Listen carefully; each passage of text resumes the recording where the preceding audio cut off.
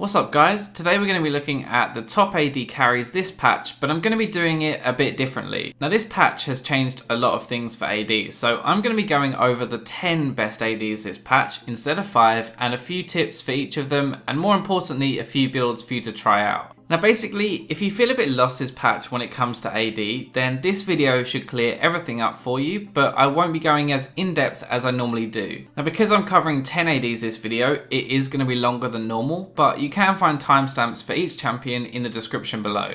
So first up is Twitch. Now the new Ghostblade and Blade of the Ruined King changes actually suit him pretty well, and he's not really lost that much power from before the patch. Now he snowballs really hard. As soon as he has that Blade of the Ruined King, he'll find you and shove it right up your backside, making it really hard to play against. Now it's not just the assassin part of him either, he actually has an insane late game and teamfire, which makes him a top AD right now. His lane phase is definitely the weakest phase right now, but once you get a few levels you'll end up being able to fight him quite easily. The two builds here are really just to fit two different playstyles, and that's teamfighting and assassinating people. Now the first will let you duel anyone and come out on top, whereas the second kind of focuses on just huge AoE damage with your ultimate. So my biggest tip for Twitch is in lane you want to try and trade with an auto attack, your W, auto, and then contaminate to get a good amount of damage off while staying pretty safe.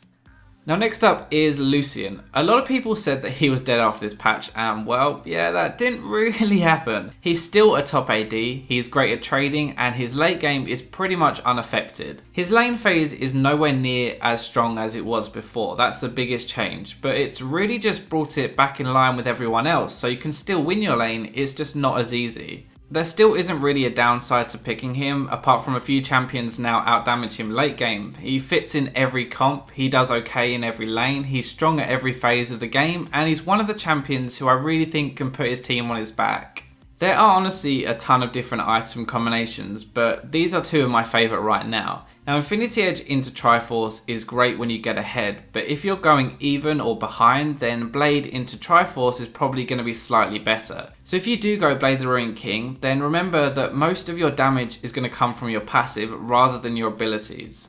So Caitlyn has always been strong, but these new Infinity Edge changes, or Bloodthirster nerfs, however you want to look at it, has meant that she's in a really good spot right now. So Caitlyn used to dominate solo queue when rushing an IE was viable, and what do you know, now it's viable again, she's back. Caitlyn is the queen of lane control. That's probably the biggest reason you're ever going to pick her. Apart from lane control, she's great late game, great at kiting people, and she's also very hard to catch in a team fight, meaning that if she gets ahead, you're not going to have much fun. You'll notice that all of my tips here are for the lane phase, and that's because she isn't really that hard to play once you get out of lane. When you're learning Caitlyn to improve, all your focus should be on harassing as much as possible and building a lead in lane that will kind of nurse your weak mid game into a great late game. Next up we have Vayne, and I kind of think she got a bit of a buff this patch, but it's a double-edged sword as well. Now the one thing that Vayne really struggles against is poke, and the nerf to Bloodthirster means high range poke isn't as effective as it used to be. This means that she can survive in lane way easier and reach that level 7 that is notoriously when she can start to fight people.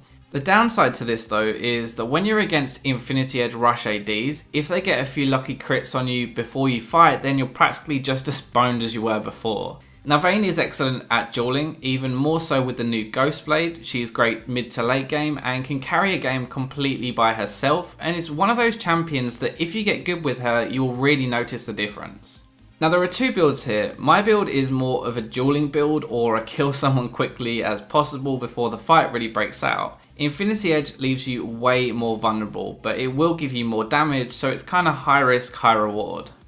So Draven kind of got his damage lowered and raised his patch, I guess, depending on how big your balls are. So Bloodthirster Rush is still good on him because the shield helps cover the fact that he has no escape, and if you follow that up with an Infinity Edge, you'll still be doing decent damage. Now Infinity Edge Rush is where your balls come into play though, so you'll be pretty easy to kill, but holy crap will you crit like crazy, so it's really down to your playstyle. Now Draven doesn't really have any bad matchups in lane. His passive makes him snowball really hard and always stay relevant. His ultimate does a lot of damage in team fights, and he can easily win the game by himself if he gets a huge advantage in lane. Draven is known for his lane dominance, don't get me wrong, but honestly, if you aren't sure about a fight, then just don't take it. This doesn't mean be a complete pussy, but losing your stacks in lane because you die stupidly is just really bad.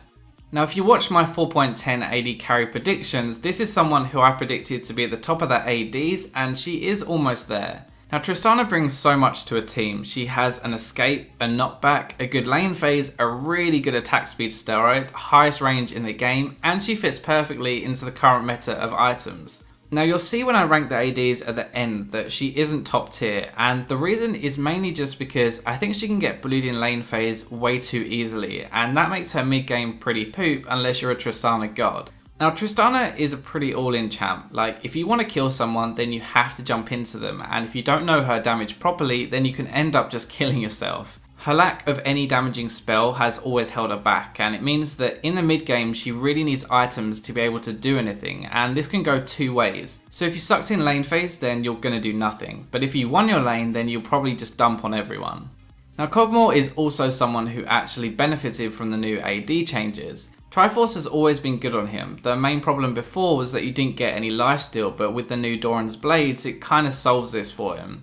Now Blade of the Ruined King synergizes really well with his W, and when you combine that with a Sheen, you will seriously hurt squishy targets and tanky targets too. So his lane phase is pretty good with his W costing no mana, his Q and E can help you last it or harass, your ult is a great sniping tool, and your damage late game is insane. The biggest drawback to playing Kog is that if your team doesn't protect you, then you're pretty boned. You have a slow, but if someone is already on top of you, then that slow isn't really going to do much for you. This is also the reason why rushing Infinity Edge is so risky. Like, you can do it and you'll do a ton of damage, but you'll also be pretty easy to kill.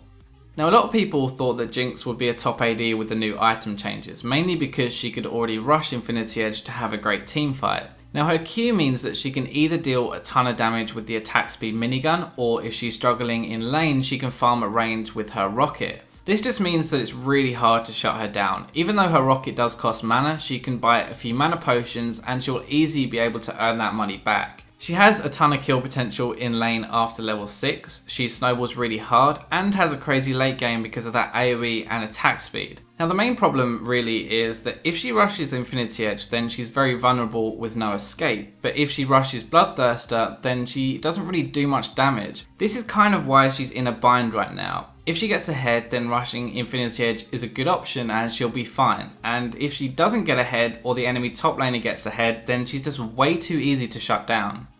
So the last two ADs on this list are Corki and Graves. Now Corki has seen a lot of play in the LCS right now, and for good reason. His lane phase is really strong. He has a lot of poke and he can beat most of the popular ADs like Lucian while being very safe as well. The biggest problem I think Corki has is that he doesn't really have as much damage outside of lane phase as other ADs right now. The item changes don't really suit him either, so he's not an auto-attacking champion, so Infinity Edge and Blade of the Ruined King aren't really that optimal. This is why most of my tips are lane focused. Now it's really important that you win your lane, and the best way to do this is to poke with your Q and autos as often as possible. Remember while you're poking to always have a few rockets in the bank ready for when you fight, as they're the easiest way to proc your Sheen passive.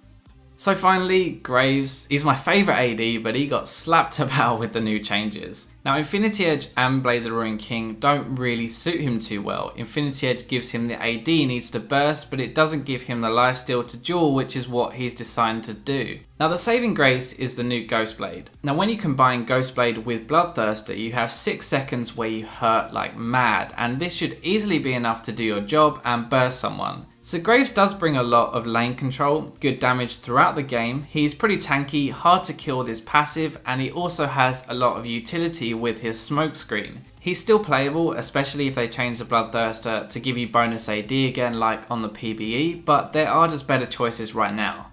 Alright, so I know if I don't rank these then I'll get asked by everyone, so here you go. These are where I personally think each AD is right now and who is on top. Remember, this is a ranking based on their ability to do well and carry in solo queue, so this isn't necessarily who does the most damage. Well, that wraps up my top ADs for patch 4.10, and I hope you guys enjoyed this new format. I won't be doing this every time, but there were so many changes I wanted to go over them and clear some stuff up, I guess. Now enjoy the rest of your day, and I'll catch you in my next video.